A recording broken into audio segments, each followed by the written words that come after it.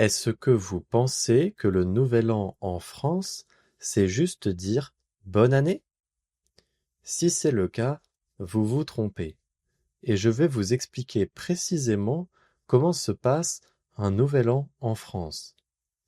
Bonjour à tous, c'est Benoît. Je suis content de vous retrouver aujourd'hui. Si vous écoutez ce podcast pour la première fois, bienvenue. Dans la vie, je suis quelqu'un d'assez calme.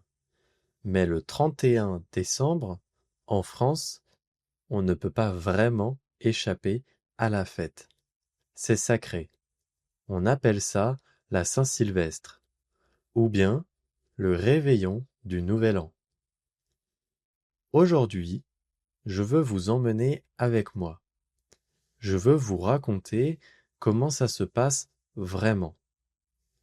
Pas la version que vous voyez dans les films, à Paris, sous la tour Eiffel.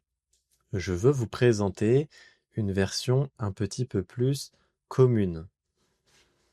Alors la première chose à savoir, c'est que le réveillon, c'est long. C'est très long.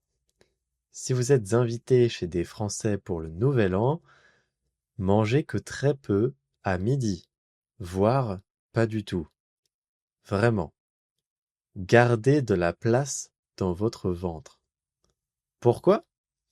Parce que le repas du 31 décembre, c'est un marathon gastronomique. On s'assoit à table vers 20 heures et souvent on reste assis jusqu'à minuit. 4 heures à manger et discuter. Il y a des aliments que l'on retrouve chaque année à table. Le premier aliment incontournable est pour moi le foie gras. La plupart des gens le mangent sur une tranche de pain grillé. Personnellement, je n'aime pas le foie gras, donc je ne pourrais pas vraiment vous en parler plus que ça. Ensuite, après le foie gras, il y a un deuxième incontournable, et je ne l'aime pas non plus. Ce sont les huîtres. Est-ce que vous aimez les huîtres, vous? Le problème des huîtres, ce n'est même pas tant le goût. C'est juste que c'est trop galère à manger. Premièrement, il faut réussir à l'ouvrir. Et ça, c'est déjà une étape compliquée.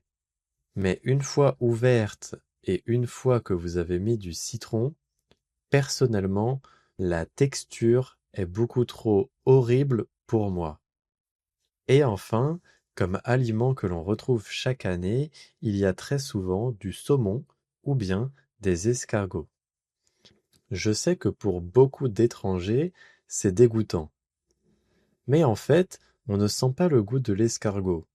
On sent surtout le beurre, l'ail et le persil. Si vous mangez des escargots, vous allez sentir l'ail pendant 3 jours. Mais c'est tellement bon. Surtout avec du pain, c'est exceptionnel. Donc voilà l'ambiance. On est à table, on mange, on boit du vin et on parle fort. La télé est souvent allumée en fond sonore. Il y a souvent des émissions de variété, avec des chanteurs ou bien des humoristes. Certaines personnes écoutent les vœux du président de la République à 20 heures. Mais personnellement, je ne le fais pas. Et sans s'en rendre compte, il est déjà 23h55. C'est le moment où tout le monde commence à regarder son téléphone pour l'heure. Et puis soudainement, il ne reste plus que 10 secondes. Et là, c'est parti pour le compte à rebours.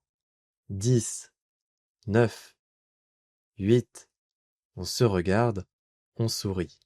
3, 2, 1, bonne année! Et là, c'est parti. Le champagne est sorti, on prépare les coupes pour boire. Mais avant ça, il faut se faire la bise pour se souhaiter bonne année. Alors je sais que ça peut paraître bizarre pour les étrangers, mais c'est quelque chose de très commun en France. La bise, c'est cette façon que l'on a de s'embrasser sur les joues pour se dire bonjour ou au revoir. Mais le soir du Nouvel An, c'est pour tout le monde. Dès que minuit sonne, vous devez faire la bise à toutes les personnes présentes dans la pièce. Absolument tout le monde. La manière la plus courante de souhaiter la bonne année est bonne année, bonne santé et meilleurs vœux. Il y a aussi une tradition que personnellement je ne connaissais pas avant de faire les recherches pour ce podcast.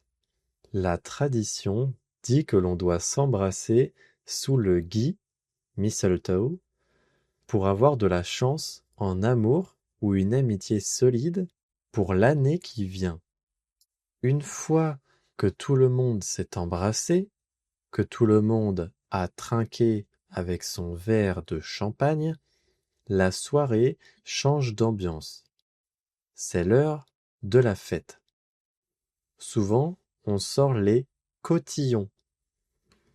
Ce sont des petits sacs avec des accessoires ridicules. Des chapeaux en papier pointu, des nez de clown, des sifflets et surtout des serpentins. Ce sont des rubans de papier qu'on lance partout. Pour la musique, il y a des classiques. En France, on adore les années 80 pour danser. Si vous allez à une soirée de Nouvel An, vous allez forcément entendre une chanson qui s'appelle Les démons de minuit. C'est obligatoire. Tout le monde chante, tout le monde danse. C'est la nouvelle année. Une fois minuit un petit peu passé, tout le monde envoie un SMS à ses proches et ses amis. Il est important de savoir que le Nouvel An, ce n'est pas juste un soir. Dans les jours qui suivent, voire même semaines, si vous croisez quelqu'un, par exemple si vous allez voir votre boulanger, vous lui dites « Bonjour, une baguette s'il vous plaît » et « Bonne année au fait ». Pareil si vous allez dans le bus ou bien si vous voyez votre professeur. Il est important de le dire à toute personne avec qui vous avez une interaction. Voilà, vous savez tout sur le Nouvel An à la française. C'est un mélange bizarre, c'est beaucoup de nourriture, vraiment beaucoup. Les traditions un peu vieillottes, comme le gui, mais au final, c'est un moment tous ensemble. C'est un moment que j'aime beaucoup. Cela me permet de revoir ma famille. Je vous souhaite à tous de passer un beau réveillon du Nouvel An et on se retrouve demain pour un nouvel épisode de ce podcast. Bonne année à tous et bonne santé. À la prochaine. À plus!